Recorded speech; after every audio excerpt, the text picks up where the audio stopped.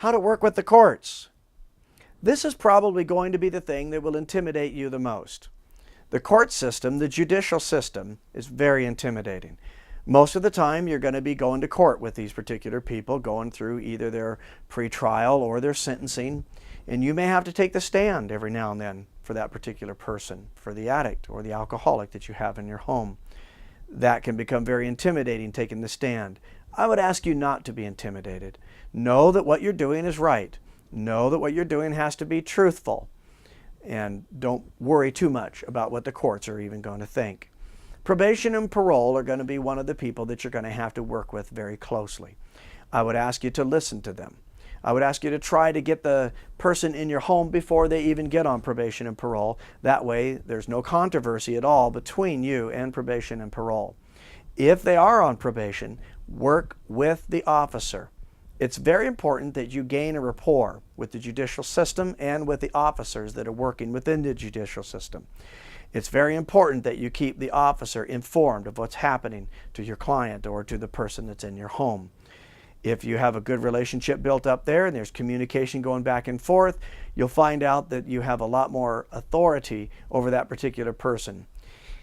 Your person that lives with you may try to tell you things about the judicial system and about their probation officer that may or may not be true. Your job is not to believe or not believe it. Your job is to make sure to work with the system. And if they like them or don't like them, it doesn't really make a difference. We have to work with the system and we have to work with the client. And the client knows that he must work with the system.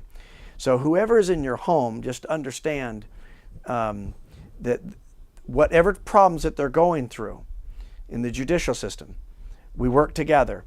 We'll be there for you. We'll be there for them. It's something that the Mentor Homes will do.